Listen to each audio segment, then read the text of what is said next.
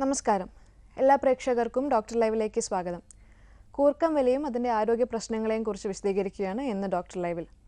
ഈ വിഷയത്തെക്കുറിച്ച് നമ്മളോട് സംസാരിക്കുന്നത് കോഴിക്കോട് ബേബി മെമ്മോറിയൽ ആശുപത്രിയിലെ സീനിയർ കൺസൾട്ടൻറ്റ് ENT സർജനായ ഡോക്ടർ G. ഗോപകുമാർ. നമസ്കാരം ഡോക്ടർ. ഡോക്ടർ ലൈവിലേക്ക് സ്വാഗതം. ഡോക്ടർ, എന്താണ് ഈ കൂർക്കം വലി, അല്ലെങ്കിൽ ഇതിൻ്റെ ആരോഗ്യ പ്രശ്നങ്ങൾ എന്തൊക്കെയാണെന്ന് വിശദീകരിക്കാം? കൂർക്കം വലി സാധാരണയായി കണ്ടുവരുന്ന ഒരു അവസ്ഥയാണ്. കൂർക്കം വലിക്കാത്തൊരു വളരെ കുറവായിരിക്കും. അത് പക്ഷേ ഒരു രോഗമല്ല, അതാദ്യമാണ് മനസ്സിലാക്കേണ്ടത്. രോഗമല്ല, പക്ഷേ മാരകമായ രോഗങ്ങൾക്ക് ഉണ്ടാക്കാൻ സാധ്യതയുള്ളൊരു അവസ്ഥയാണത്. പലപ്പോഴും ചികിത്സിക്കാതിരുന്നാൽ.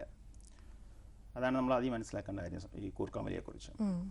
എന്തൊക്കെയാണ് ഇതിന് കാരണങ്ങൾ, കൂർക്കം വലിക്കാനുള്ള കാരണം? കൂർക്കം വലി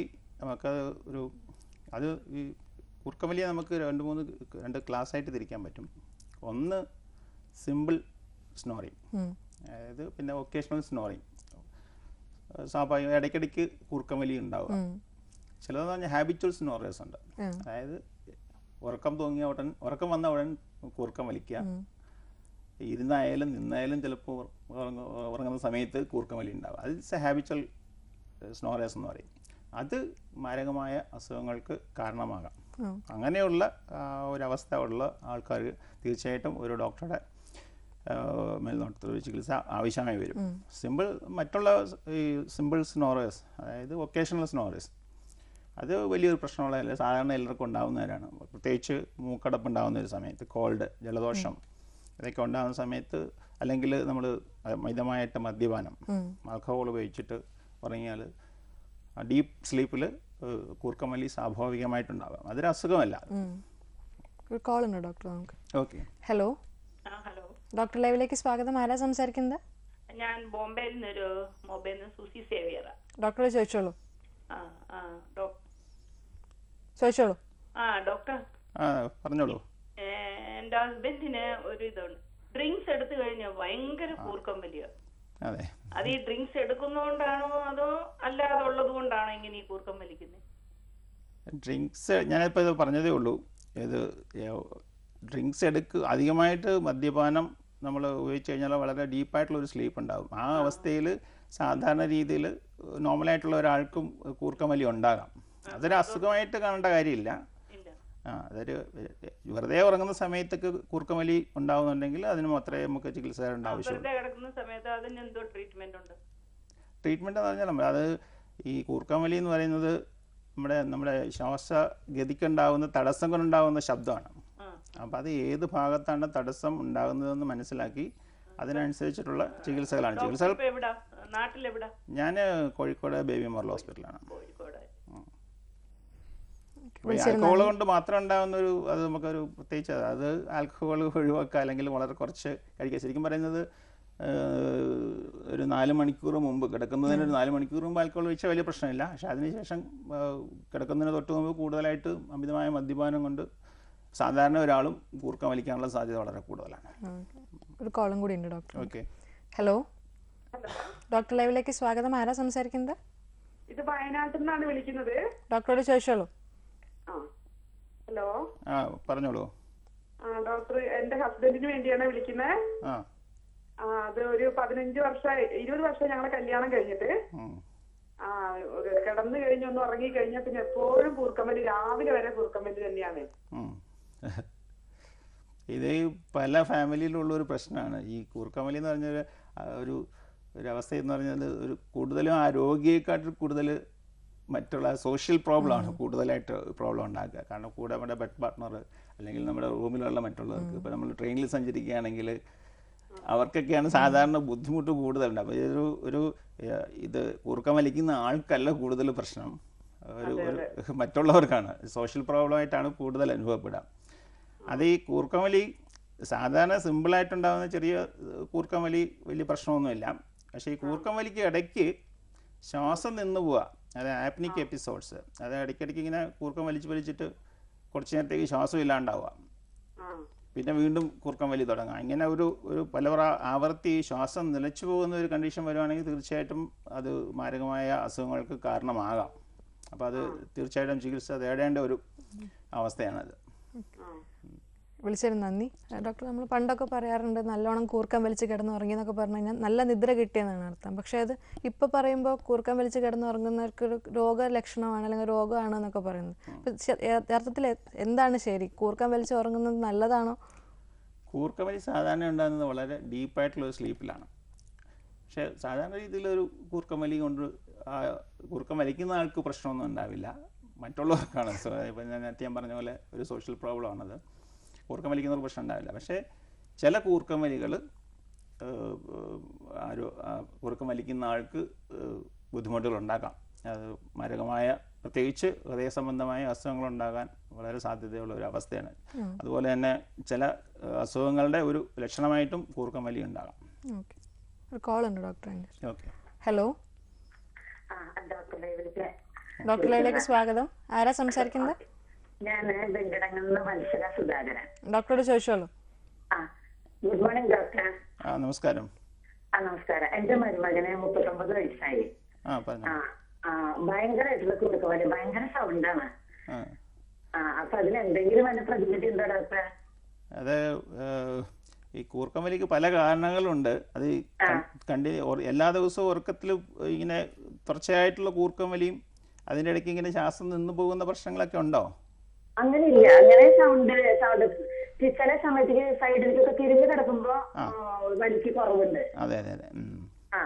അങ്ങനെയുള്ളതിന് വലിയ പ്രശ്നങ്ങളൊന്നും സാധാരണ രീതിയിൽ ഉണ്ടാവില്ല. എന്നത്തിനെയും ഈ സ്ഥിരമായിട്ട് ഞാൻ നേരത്തെ പറഞ്ഞ പോലെ ഹാബിച്വൽ സ്നോറേഴ്സ്, സ്ഥിരമായി കൂർക്കം വലിക്കുന്ന ആൾക്കാർക്ക് മറ്റ് ചില അസുഖങ്ങൾ, മാരകമായ അസുഖങ്ങൾ ഉണ്ടാകാനുള്ള സാധ്യത വളരെ കൂടുതലായതുകൊണ്ട് അവർക്ക് ചികിത്സ ഒരു ഡോക്ടറുടെ ഒരു പരിശോധിച്ചിട്ട് വേറെ എന്തെങ്കിലും അസുഖങ്ങളുണ്ടോ എന്നുള്ളത് മനസ്സിലാക്കുന്നത് നന്നായിരിക്കും. അതെ. സാധാരണ ഒരു സിമ്പിൾ സ്നോറിങ് നിങ്ങൾക്ക് മറ്റുള്ളവർക്ക് പ്രശ്നം ഉണ്ടാക്കുന്നതല്ലാണ്ട് കൂർക്കം വലിക്കുന്ന ആൾക്ക് ബുദ്ധിമുട്ടുണ്ടാവണമെന്നില്ല. അദ്ദേഹം തന്നെ അറിയുന്നുണ്ടോ തന്നെ ഉണ്ടാവില്ല. അത് അതെ, തീർച്ചയായും. അത് തീർച്ചയായിട്ടും അതിനുള്ള ചികിത്സകൾ ഒരുപാടുണ്ട്. സിമ്പിൾ സ്നോറേഴ്സിനുണ്ട്. അത് നമ്മൾ കുറച്ച് പറയുകയാണെങ്കിൽ അത് നമുക്ക് കുറച്ച് ചരിഞ്ഞ് കിടക്കുക. ഈ പറഞ്ഞ പോലെ മലന്ന് കിടക്കുമ്പോഴാണ് കൂടുതൽ കൂർക്കം വലി ഉണ്ടാവുക.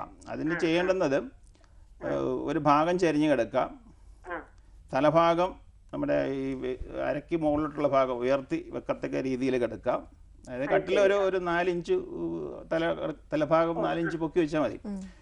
അതൊക്കെ ഈ പിന്നെ നമ്മുടെ ഈ ലിറ്ററേച്ചറിലും മറ്റ് വെസ്റ്റേൺ കൺട്രീസിലൊക്കെ പറയുന്നത് ടെന്നീസ് ബോൾ, അത് ഒരു ഉറക്കകത്ത് വെച്ചിട്ട് ബാക്കിൽ കെട്ടി വെക്കാം. അത് നമുക്ക് ഒരു സാധാരണ ഒരു തലയാണ വെച്ചിട്ട് ഒരു സൈഡ് വെച്ചിട്ട് ചരിഞ്ഞ് കിടക്കാം. മലന്ന് കിടക്കുമ്പോഴാണ് ഈ സോഫ്റ്റ് ടിഷ്യൂ ലൂസായിട്ടുള്ളിലേക്ക് വന്നിട്ട് കൂർക്കം വലി ഉണ്ടാകുന്നത്. അപ്പം ഈ സിമ്പിൾ സ്നോർ അങ്ങനെയുള്ള ഈ ചെറിയ കൂർക്കം വലിക്കൊക്കെ ഇതിനുള്ള വലിയ ചികിത്സയൊന്നും ആവശ്യമില്ല. ലൈഫ് സ്റ്റൈൽ മോഡിഫിക്കേഷൻ, പിന്നെ അതുപോലെ അമിതമായ വണ്ണം ഉണ്ടെങ്കിൽ ഒബിസിറ്റി ഒരു കാരണമാണ്. പിന്നെ വണ്ണം കുറയ്ക്കുക. പിന്നെ മദ്യപാനം ഉണ്ടെങ്കിൽ അത് ഒഴിവാക്കുക.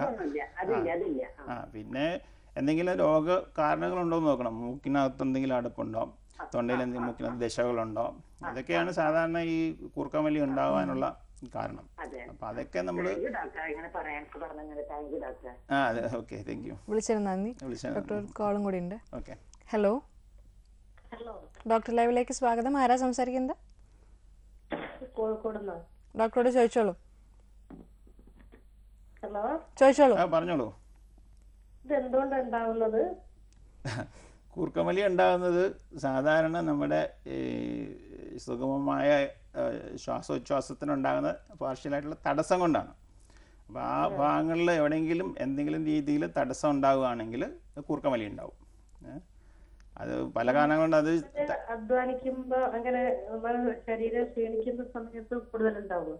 ശരീരം ക്ഷീണിച്ചിരിക്കുന്ന സമയത്ത് നമ്മൾ ഉറങ്ങുമ്പം വളരെ ഡീപ്പായിട്ടുള്ള ഒരു സ്ലീപ്പിലേക്ക് പോകും. നല്ല ആ സമയത്ത് കൂർക്കം വലി ഉണ്ടാവാൻ സാധ്യത കൂടുതലാണ്. കാരണം നമ്മുടെ അപ്പോഴത്തെ സമയത്ത് ശബ്ദം കേട്ട് നമ്മളെല്ലാം ഞെട്ടി ഉണരുന്നുണ്ട്.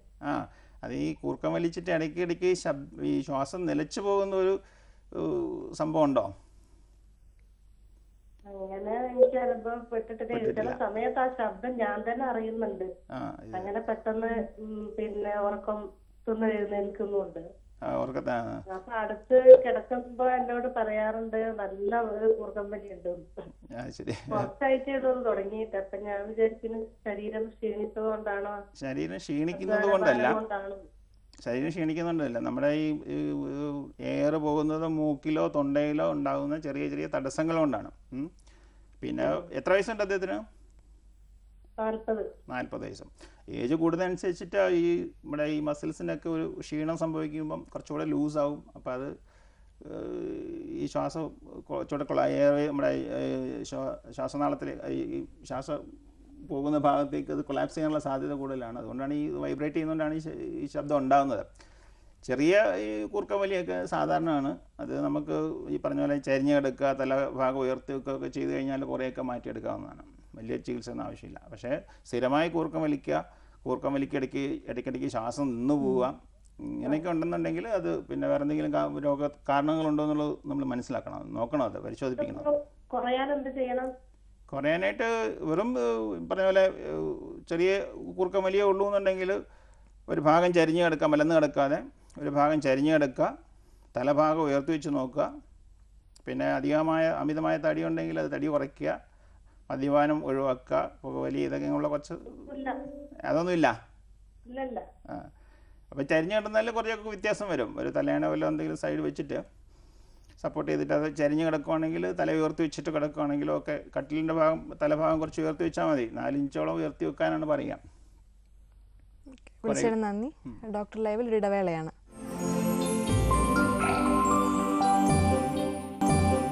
ഡോക്ടർ ലൈവ് തുടരുന്നു.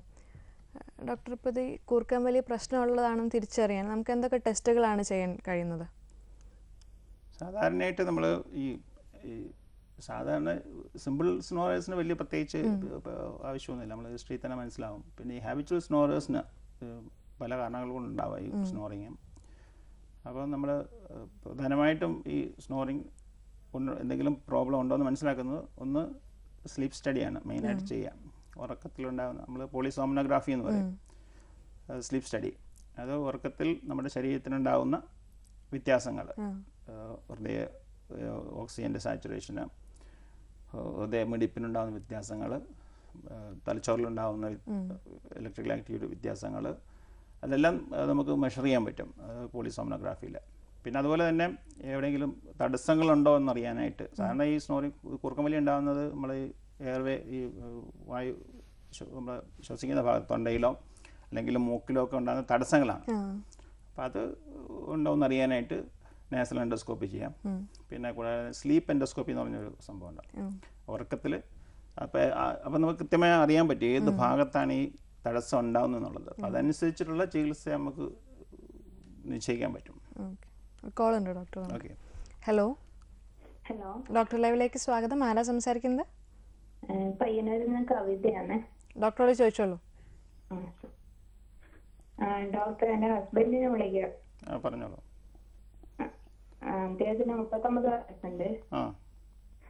കൂർക്കം വലി ആണ്. എന്തുകൊണ്ടാണ് അങ്ങനെ വരുന്നത്? അദ്ദേഹത്തിന് അധികം തടിയോ അങ്ങനത്തെ പ്രശ്നങ്ങളോ വല്ലതും ഉണ്ടോ? അതൊരു കാരണമാണ്. പിന്നെ ഈ നേരത്തെ പറഞ്ഞ പോലെ മൂക്കിനകത്തുണ്ടാകുന്ന അലർജി, ദശകൾ, സൈനസൈറ്റിസ്, ഇതൊക്കെ കൊണ്ട് കൂർക്കം വലി ഉണ്ടാവാം. പിന്നെ ഈ കൂർക്കം വലിക്കുന്നതിന് ഇടയ്ക്ക് ശ്വാസം നിലച്ചു പോകുന്ന ഒരു അവസ്ഥ ഉണ്ടാവുന്നുണ്ടോ? അതങ്ങനെ വരുന്നുണ്ടെങ്കിൽ നമ്മൾ കൂടുതൽ പരിശോധനകൾ ചെയ്യണം. കാരണം അത് ഭാവിയിൽ മറ്റുള്ള മാരകമായ പ്രത്യേകിച്ച് ഹൃദയ സംബന്ധമായ അസുഖങ്ങൾ ഉണ്ടാകാൻ ഒരു കാരണമാണ്. അപ്പം അത് വിശദമായൊരു പരിശോധന ആവശ്യമാണ് അങ്ങനെയുള്ളൊരു രോഗിക്ക്. അപ്പോൾ ഇത് ഒഴിവാക്കാൻ വേറെ വഴിയൊന്നുമില്ല? ഒഴിവാക്കാനായിട്ട് അത് എന്തുകൊണ്ടാണ് ഈ കൂർക്കം വലി ഉണ്ടാകുന്നത് എന്ന് മനസ്സിലാക്കിയേ നമുക്ക് പറയാൻ പറ്റുള്ളൂ. ഇപ്പോൾ മൂക്കിൻ്റെ പാലത്തിൻ്റെ വളവ് അല്ലെങ്കിൽ മൂക്കിനകത്തുള്ള ദശയൊക്കെ ആണെങ്കിൽ അത് സർജറി ചെയ്ത് കറക്റ്റ് ചെയ്യേണ്ടി വരും. ഇനി അതല്ല വെറുതെ സിമ്പിളായിട്ടുള്ള കൂർക്കം വലി ആണെങ്കിൽ ഈ ലൈഫ് സ്റ്റൈൽ മോഡിഫിക്കേഷൻ, അതായത് വെയിറ്റ് കുറയ്ക്കുക, നേരത്തെ പറഞ്ഞ പോലെ ഒരു ഭാഗം ചരിഞ്ഞ് കിടക്കുക, തലഭാഗം ഉയർത്തി വെച്ച് കിടക്കുക, ഇതൊക്കെ ചെയ്തു കഴിഞ്ഞാൽ കുറച്ചൊക്കെ ഉറങ്ങുന്നതിന് മുമ്പേ വരുന്നുണ്ട്. കിടന്നു കഴിഞ്ഞാൽ ഉടനെ തന്നെ അല്ലേ? ഇരുന്നുറങ്ങുമ്പോഴൊക്കെ ഉണ്ടാവുന്നുണ്ട് അല്ലേ? അപ്പോൾ തീർച്ചയായിട്ടും എവിടെയോ നമ്മുടെ ആ എന്തെങ്കിലും ഒബ്സ്ട്രക്ഷൻ ഉണ്ടാകാനുള്ള സാധ്യത വളരെ കൂടുതലാണ്. അപ്പോൾ അത് എന്താണെന്നുള്ളത് മനസ്സിലാക്കാനായിട്ട് ചില ടെസ്റ്റുകളുണ്ട്. അത് ചെയ്തിട്ട് അതെന്തുകൊണ്ടാണ് ഉണ്ടാകുന്നതെന്ന് മനസ്സിലാക്കി അതിനനുസരിച്ചുള്ള ചികിത്സ ചെയ്യേണ്ടി വരും. വിളിച്ചതിന് നന്ദി. ഡോക്ടർ, ഈ കുട്ടികളിലുണ്ടാകുന്ന കൂർക്കം വലിയുടെ കാരണങ്ങൾ എന്തൊക്കെയാണ്? കുട്ടികളും നമ്മൾ വിചാരിക്കും കുട്ടികൾ കൂർക്കം വലിക്കില്ല എന്ന്. പക്ഷേ ഒരുപാട് കുട്ടികൾ കൂർക്കം വലി രാത്രിയിൽ വായ് തുറന്നിറങ്ങുക, കൂർക്കം വലി ഉരുണ്ട് കളിക്കുക, ഇങ്ങനെയൊക്കെയുള്ള പ്രശ്നങ്ങളായിട്ട് വരാറുണ്ട്. അതിൻ്റെ പ്രധാന കാരണം ഈ കുട്ടികളിലുണ്ടാകുന്ന അഡിനോയിഡ്. സാധാരണ എല്ലാ കുട്ടികൾക്കും ഉള്ളതാണ് ഈ അഡിനോയിഡും ടോൺസിൽസ് എന്ന് പറയുന്നത്. എല്ലാവർക്കും ഉള്ളതാണ്. കുട്ടികളിൽ, പ്രത്യേകിച്ച് കുട്ടികളിൽ ഉണ്ടാകുന്നതാണ്. അതിൻ്റെ വലിപ്പം കൊണ്ട് ഈ മൂക്കിൽ നമ്മളെ ശ്വാസഗതിക്ക് തടസ്സം ഉണ്ടാവും. അപ്പം അങ്ങനെയുള്ള കുട്ടികൾ നല്ല രീതിയിൽ കൂർക്കം വലി ഉണ്ടാവും. വായു തുറന്നുറങ്ങുക, രാത്രിയിൽ ശ്വാസം കിട്ടാണ്ട് ഉള്ള ബുദ്ധിമുട്ടുകളൊക്കെ ഉണ്ടാകുക, അത് വളരെ കോമൺ ആണത്. അപ്പം അത് മെയിൻ കാരണം അഡിനോയിഡാണ്. മൂക്കിൻ്റെ പുറകിലുണ്ടാകുന്ന അഡിനോയിഡ്സ് ആണ് കുട്ടികളിലുണ്ടാകുന്ന പ്രശ്നം. കോൾ ഉണ്ട് ഡോക്ടർ. ഹലോ, ഡോക്ടർ ലൈവിലേക്ക് സ്വാഗതം. ആരാ സംസാരിക്കുന്നത്?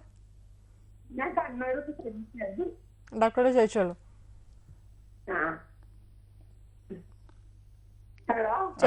പറഞ്ഞോളൂ.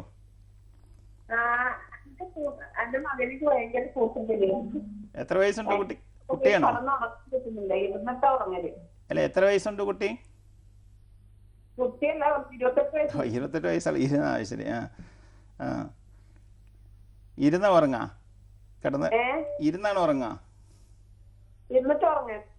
കിടന്നു കഴിഞ്ഞാൽ ഉടനെ കൂർക്കം വലി ഉണ്ടാവും, ശ്വാസം കിട്ടാൻ ബുദ്ധിമുട്ടുണ്ടാവും അല്ലേ? എത്ര കിലോ വെയിറ്റ് ഉണ്ട് അദ്ദേഹത്തിന്?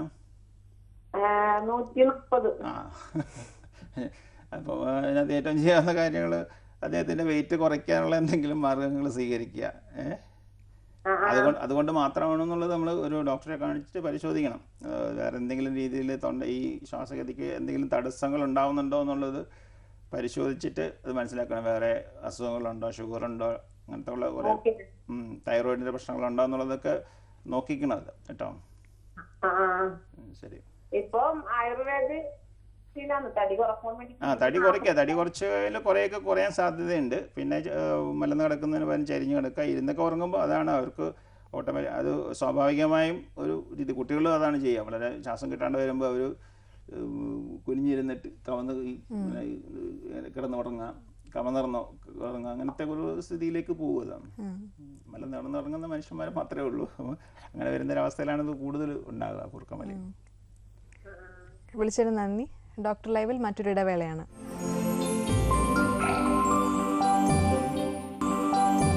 ഡോക്ടർ ലൈവ് തുടരുന്നു. ഡോക്ടർ, ഈ കുട്ടികളുടെ അഡിനോയിഡ്സിനുള്ള ചികിത്സ എന്തൊക്കെയാണെന്ന് വിശദീകരിക്കാമോ? കുട്ടികളിൽ സാധാരണ കൂടുതലായിട്ട് ബുദ്ധിമുട്ടുണ്ടാകുന്ന കുട്ടികളിൽ സ്നോറിങ്, ഈ കൂർക്കം വലി, വായു തുറന്നുറങ്ങുക, അങ്ങനെയുള്ള കുട്ടികളിൽ പിന്നെ പ്രത്യേകിച്ച് അത് ചെവിയെ ബാധിക്കും, കഴിവിയെ ബാധിക്കും. ചെവിയിൽ ഇൻഫെക്ഷൻ വരാനുള്ള സെക്രീഷൻസ് വന്നിട്ട് ഇൻഫെക്ഷൻ വരാനുള്ള സാധ്യത വളരെ കൂടുതലാണ്. അപ്പം അങ്ങനെയുള്ള കുട്ടികളിൽ അഡിനോയിഡ് നമ്മൾ റിമൂവ് ചെയ്യാം. അതിൻ്റെ ചികിത്സ ഏതാണ്? അഡിനോയിഡക്ടമി. അത് എൻഡോസ്കോപ്സ് വഴിയിട്ട് നമ്മളത് എടുത്തു കളയാറുണ്ട്. അതാണ് അതിൻ്റെ ചികിത്സ പ്രധാനമായിട്ട്. മുതിർന്നവരിൽ ഈ കൂർക്കം വലിക്കുള്ള ചികിത്സ എങ്ങനെയൊക്കെയാണ്? മുതിർന്നവരിൽ കൂർക്കം വലി, അത് നേരത്തെ പറഞ്ഞ പോലെ അത് പല രീതിയിലുണ്ട് കൂർക്കം വലി. അത് ഈ കൂർക്കം വലി ഒരു മാരകമായ ഒരു അവസ്ഥയിലേക്ക് നീങ്ങുന്ന കണ്ടീഷനിൽ മാത്രമേ നമുക്ക് ചികിത്സ ആവശ്യമുള്ളൂ.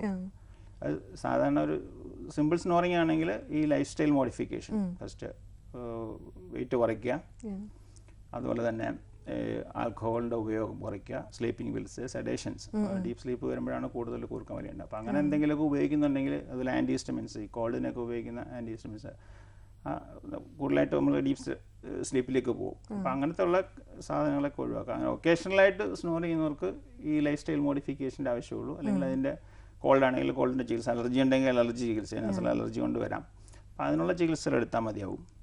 പിന്നെ ഉണ്ട് ഹാബിച്വൽ സ്നോറേഴ്സ് വിത്ത് ഈ ആപ്നിക് എപ്പിസോഡ്സ്. ആപ്നിക് എന്ന് പറഞ്ഞാൽ ഇടയ്ക്ക് ശ്വാസം നിന്നു പോകുന്ന ഒരവസ്ഥയുണ്ട്. അതിങ്ങനെ പല പ്രാവശ്യം ആവർത്തിക്കുന്നത് മറ്റു മാരകമായ രോഗങ്ങൾക്ക് കാരണമാവും. അപ്പോൾ അങ്ങനെയുള്ള തീർച്ചയായിട്ടും ചികിത്സ തേടേണ്ടതാണ്. അപ്പോൾ അതിനുള്ള ചികിത്സകൾ എന്ന് പറയുന്നത് അങ്ങനെയുള്ള ആൾക്കാരാണ് ചികിത്സ തേടേണ്ടത്.